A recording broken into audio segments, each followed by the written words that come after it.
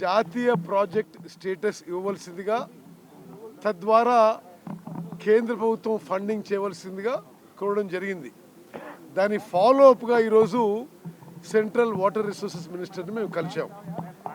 అయితే మీ అందరికీ తెలుసు, Palamuru Rangareddy lift irrigation scheme ద్వారా 12 లక్షల ఎకరాలకి నాగర్ కర్నూల్, మహబూబ్ నగర్, వికారాబాద్, నారాయణపేట్, రంగారెడ్డి, నల్గొండ జిల్లాల్లో త్రాగునీరు, సాగునీరు ఇవ్వడానికి ఈ ప్రాజెక్ట్ ప్రపోజ్ చేయబడింది.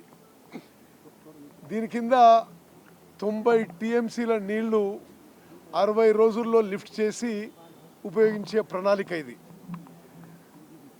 ఈ ప్రాజెక్టులో 1200 గ్రామాలకి 1200 విలేజెస్కి 6 జిల్లాల్లో మంచినీళ్ళు ఇవ్వడం, 12,30,000 ఎకరాలకి నీళ్లు ఇవ్వడం.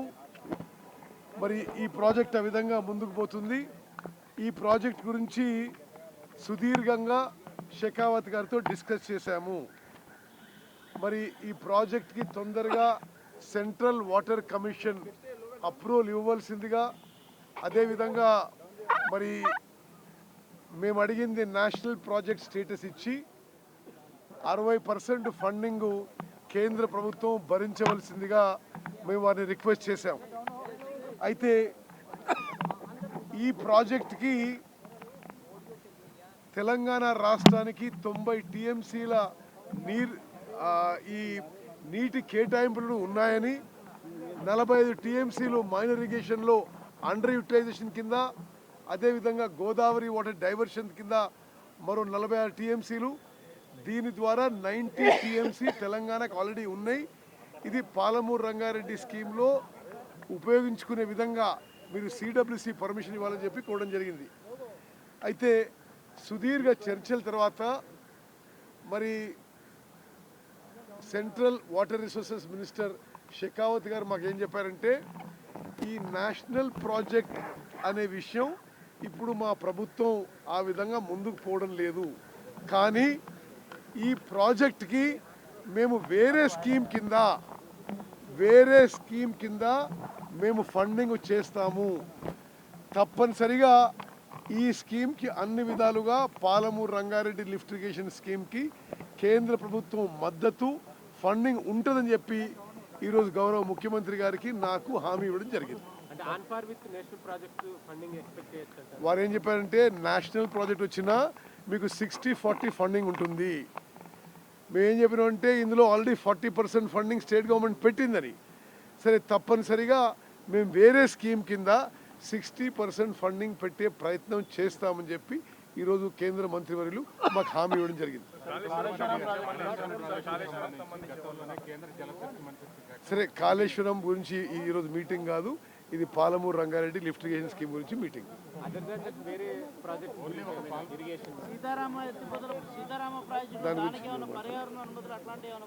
ఓకే, ఈ విషయం today meeting was about Palamuru Rangareddy lift irrigation scheme. రేపు అది యూపీసీ చెప్పండి. రేపు ఒక నిమిషం. ఇప్పుడు గతంలో రేవంత్ రెడ్డి గారు పిసిసి ప్రెసిడెంట్గా, ఆ తర్వాత ముఖ్యమంత్రి అయిన తర్వాత పలుమార్లు తెలంగాణ పబ్లిక్ సర్వీస్ కమిషన్ని యూనియన్ పబ్లిక్ సర్వీస్ కమిషన్ మోడల్లో తయారు చేసి, గతంలో జరిగిన విధంగా ఈ పేపర్ లీక్స్ ఇటువంటి జరగకూడదు, ఎఫెక్టివ్గా పెద్ద ఎత్తున రిక్రూట్మెంట్ జరగాలనే ఉద్దేశంతో రేపు ప్రత్యేకంగా 11 గంటలకి ముఖ్యమంత్రి రేవంత్ రెడ్డి గారు, నేను, చీఫ్ సెక్రటరీ గారు, అఫీషియల్ డెలిగేషన్ కూడా యూపీఎస్సీ చైర్మన్ గారిని, సోనీ గారిని కలవడం జరుగుతుంది. మేము ఏదైతే గతంలో హామీ ఇచ్చినామో తెలంగాణ పబ్లిక్ సర్వీస్ కమిషన్ ప్రక్షాళన చేసి యూనియన్ పబ్లిక్ సర్వీస్ కమిషన్ స్థాయిలో దాన్ని రీస్ట్రక్చర్ చేస్తామని చెప్పారు. దానికి మొదటి స్టెప్గా రేపు 11 o'clock యూపీఎస్సీ చైర్మన్ని కలవడం జరుగుతుంది. సరే, ఇది anyway just in very briefly in English. One, we represented to the Central Water Resources Minister to consider Palamur Rangareddy lift irrigation scheme in Telangana as a national project and to give central funding for it. The ministers responded saying that we don't have anything like a national project status now, but considering on the basis of our representation that this is a droughted district, that this is a fluoride prone area, we will try and accommodate in some other scheme and give funding for this Palamur Rangareddy lift irrigation scheme. Also, you know, unemployment is a very, very serious problem in Telangana. The previous government totally failed the unemployed youth of Telangana. So much so, what little recruitment they did was marred by paper leak and corruption.